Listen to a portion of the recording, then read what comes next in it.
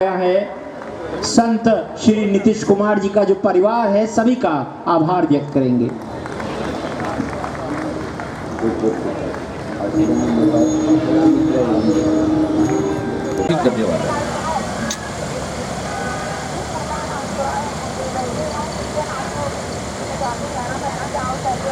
महात्मा जी किसी के स्वागत में ताड़ी मार दी है। स्वामी निश्चय ने अभियान चलाया, निश्चय ही उसके पूरे विश्व में इनकी वंदना हो रही है, पूरे भारत में हो रही है। और जैसे डॉक्टर साहब ने कहा कि पूरे भारत में होना चाहिए, प्रभु कृपा करे कि ऐसा हो। इसके लिए अनंत अनंत सदगुरुओं से मेरी बात हुई, गुरुओं से बात हुई, तो सभी ने एक मत से कहा कि इसके लिए हम तैयार हैं, हम जो हमें कहेंगे हम इसके लिए करने के तैयार हैं। उन्होंने शंकराचार्य ने कहा, सभी ने कहा, सभी धर्मा, सिखों के, हिंदू के, मुसलमान के, ईसाइयों के, सभी ने इसे मुक्त कर सिलसिला, तो हम उनका धन्यवाद करते हैं। अब हम ध्यान से इनके प्रश्न, इनके भाव, इनके विचार सुनेंगे, जो भी ये कहना चाहिए। जोरदार तालियों से एक बार परम पूज्य ब्रह्मर्षि कुमार स्वामी जी, यहाँ उपस्थित अन्य सभी संत महात्मागण, भक्तजन, मैं इसे अपना सौभाग्य मानता हूँ कि आज परम पूज्य ब्रह्मर्षि कुमार स्वामी जी की प्रेरणा से आयोजित इस प्रभु कृपा दुख निवारण समागम में उपस्थित होने का अवसर मिला।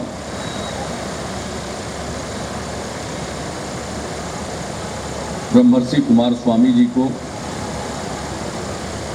न सिर्फ अपने देश में बल्कि विदेशों में भी काफ़ी सम्मान और श्रद्धा के साथ देखा जाता है। कल मुझको इनसे मिलने का और इनसे बहुत कुछ सुनने का और जानने का अवसर मिला। जो बात अभी संक्षेप में यहाँ कह रहे थे, यानी जो भी धर्म शास्त्र हैं, किसी भी धर्म को मानने वाले लोग हैं, जो आस्थावान लोग हैं, वो किसी भी पंथ को माने, धर्म को माने, और जो उनके ग्रंथ हैं, धार्मिक ग्रंथ हैं, जिनके प्रति उनकी श्रद्धा है, जहाँ से उन्हें प्रेरणा मिलती है, उसमें हर धर्म ग्रंथ में, शास्त्र में उसका कोई मूल तत्व है, बीज है, और जो उसके जो बीज मंत्र हैं उसमें बड़ी शक्ति है। दुखों का निवारण हो सकता है। इस विषय पर इन्होंने पूरा बतलाया और मुझे कुछ दिखाया भी। उसको हमने देखा, हमने कहा कि मैं तो इन चीज़ों को बिल्कुल नहीं जानता हूँ, मैं तो कर्म वाला व्यक्ति हूँ, जो भी संभव है ईमानदारी के साथ करने की कोशिश करता हूँ। इन्होंने मुलाकात में प्रारंभ में ही शराबबंदी के निर्णय की प्रशंसा की, उसका समर्थन किया, और इस प्रकार का जो निर्णय है मैंने इनको बताया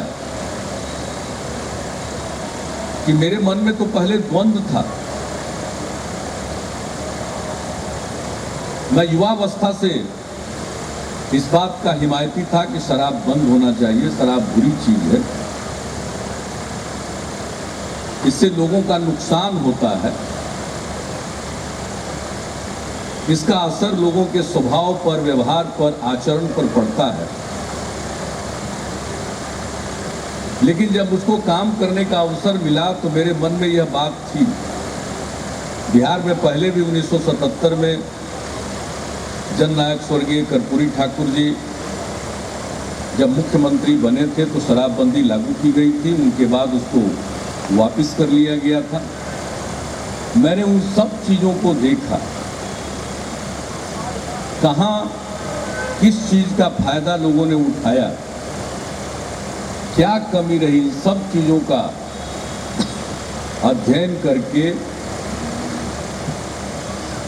उससे सबक लेकर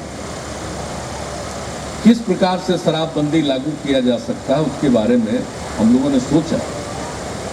लेकिन मेरे मन में द्वंद्व था, हम लागू भी कर दें, लागू हो पाएगा नहीं हो पाएगा, इस प्रकार का द्वंद्व मेरे मन में रहता था। लेकिन पिछले वर्ष 9 जुलाई को महिलाओं का एक सम्मेलन इसी गांधी मैदान के बगल में श्री कृष्ण मेमोरियल हॉल है, वहाँ हो रहा था। वहाँ मैं नारी सशक्तिकरण पर अपनी बात रखने के बाद बैठा ही था कि पीछे से कुछ महिलाओं ने आवाज़ लगाई, शराब बंद कर दीजिए। मैं वापस फिर माइक पर गया और जब पीछे से आवाज़ सुनी हमने महिलाओं की, तो आप समझ सकते हैं ये कुछ क्षण का मामला है। मेरे मन के अंदर का सारा द्वंद्व मिट गया और मैं वापस माइक पर गया और मैंने कहा कि अगली बार आऊँगा तो इसे लागू कर दूँगा, और वही हमने लागू कर दिया। तो मैंने ब्रह्मर्षि कुमार स्वामी जी को कहा कि मैं तो कर्म वाला आदमी हूँ, लेकिन जो कर्म करता भी हूँ मुझ में उतनी शक्ति और क्षमता नहीं है। मैंने अपने द्वंद्व की बात बताई और इस बात का मैंने जिक्र किया कि मेरे मन का द्वंद्व कुछ क्षण में ही मिट गया और मेरे मुंह से ये बात निकली। और जब लोगों ने मौका भी दे दिया, और जब मौका दिया तो पहला काम हमने यही कर दिया कि शराबबंदी लागू की, और लागू है। बड़ी प्रसन्नता है लोगों में। कुछ लोग हैं समाज में, और ये तो मनुष्य का स्वभाव है, सब एक मत के नहीं हो सकते। तो आज भी कुछ लोग हैं ऐसे जिनको यह बुरा लगता है। लेकिन मैं एक बात आपको और बताऊं कि जब शराबबंदी लागू की गई तो कुछ लोग जो आदतन शराब पीते थे वैसे लोग दुखी थे, नाराज थे। लेकिन मुझे खुशी होती है कि अब जो दुखी थे, नाराज थे, अब वे भी प्रसन्न हैं, कह रहे अच्छा हुआ शराबबंदी लगी।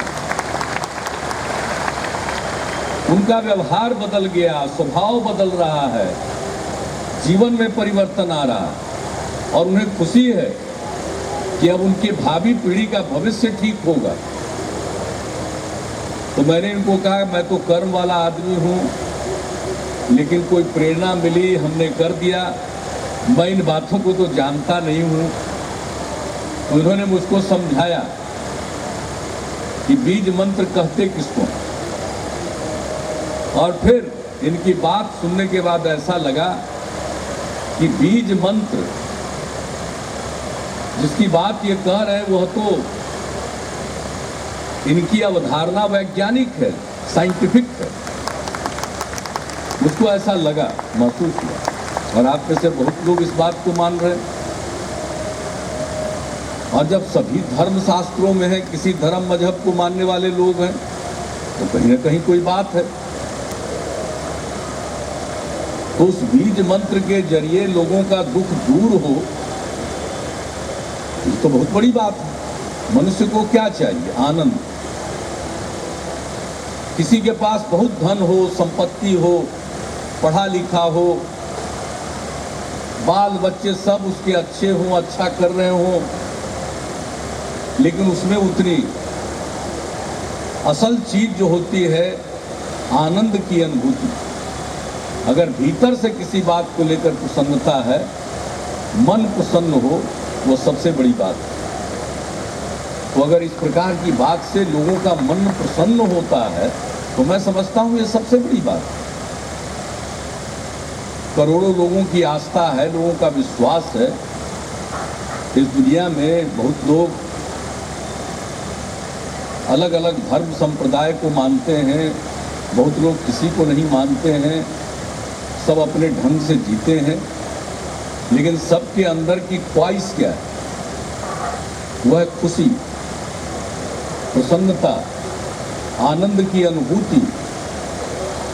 या कोई आस्तिक हो उसको भी चाहिए, कोई नास्तिक हो उसको भी चाहिए। तो ये जो अनुभूति है, प्रसन्नता है, आनंद है, वह जिस प्रकार से मिले वही सबसे बड़ी चीज है। अब अगर स्वामी जी के बीज मंत्र से किसी को वह प्रसन्नता मिलती है तो इससे बड़ी तो कोई बात हो नहीं सकती है। इसलिए मैं इसके लिए अपनी पूरी श्रद्धा निवेदित करता हूं। और आज तो इनका समागम ही है दुख निवारण, दुखों का निवारण हो, यानी जब दुख का निवारण होगा तो सुख का आगमन होगा। और मैं तो समझता हूं कि सुख कोई भौतिक चीज नहीं, वो आत्मिक चीज, अनुभूति है, फीलिंग है। चाहे जीवन में कुछ भी हो, सब तरह की सुविधाएं हो, उससे सुख नहीं मिल सकता। बहुत लोग उसके पीछे भागे चलते हैं। किसी को लगता है कि साहब हमारी आमदनी इतनी लाख की हो जाएगी तो हमको सब कुछ ठीक, हमारा सब कुछ ठीक रहेगा। वो हो जाता है तो सोचता है कोई मकान हो, फ्लैट हो जाता है तो सोचने लगता है कि कोई अपना मकान हो, मकान हो जाता है तो सोचता है आलीशान मकान हो। फिर गाड़ी खोजता है, गाड़ी मिल जाती है तो कहता है जरा कीमती गाड़ी मिल जाए। यानी ये इच्छा कभी मरती नहीं है और इस इच्छा की कभी पूर्ति नहीं होती। अरबों रुपए के स्वामी लोग भी मन से खुश नहीं होते। उनकी तो बेचैनी रहती है कि अरब में है तो खरब में कब पहुंचेंगे।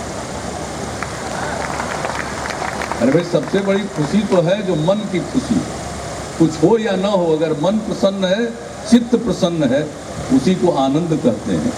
और हमारे मित्र हैं यहाँ बगल में बैठे हुए हैं, हम मित्र कहने की धृष्टता कर रहे हैं। हम लोग साथ पटना के बिहार कॉलेज ऑफ इंजीनियरिंग में पढ़े। जब हम लोग इंजीनियरिंग कॉलेज में पढ़ते थे उन दिनों नेपाल के भी कुछ विद्यार्थी आते थे, उनको स्कॉलरशिप मिलता था पढ़ने। नॉर्थ ईस्ट के लोग स्टूडेंट्स आते थे, कश्मीर, जम्मू कश्मीर से आते थे, तो ये नेपाल से आए हुए थे। और उस समय ये आचार्य रजनीश जी के भक्त थे। हम लोग जब कॉलेज के ट्रिप में गए थे टूर में मुंबई, उस समय तो मुंबई नाम भी नहीं पड़ा था, बम्बई था। तो ये हम लोगों को लेकर गए थे आचार्य रजनीश जी से मिलवाने, और इन्होंने पटना में भी आमंत्रित किया था आचार्य जी। और उनका भाषण सुनने का मौका मुझको एक ही बार मिला था, वही पटना में अपने कॉलेज में। इस बार ये भी पास करके नेपाल चले गए। हम भी पास करने के बाद अपनी दुनिया में मस्त, अभी नेपाल जाने का अवसर मिला तो अचानक इनकी याद आई। और इनको और हमको दोनों को जानने वाले, वहाँ मैं नेपाली कांग्रेस के आमंत्रण पर गया था। नेपाली कांग्रेस के नेता हैं प्रदीप गिरी जी, उन्होंने बताया कि भाई आपके साथ पढ़े हैं अरुण जी। तो हमने कहा कि वो काठमांडू में है। तो हाँ, हमने कहा कि मुझे तो बड़ी खुशी होगी, 44 साल के बाद मिलने का मौका मिलेगा और मेरा सौभाग्य है इनसे मिलने का मौका मिला। अब आचार्य रजनीश जो बाद में ओशो कहलाए, उनके इतने बड़े भक्त हैं कि दुनिया में 150 सेंटर यही चला रहे हैं। ये जब मिले तो इन्होंने कहा कि भाई मेरा तपोवन है काठमांडू के ऊपर, जो जंगल है उसमें चलो।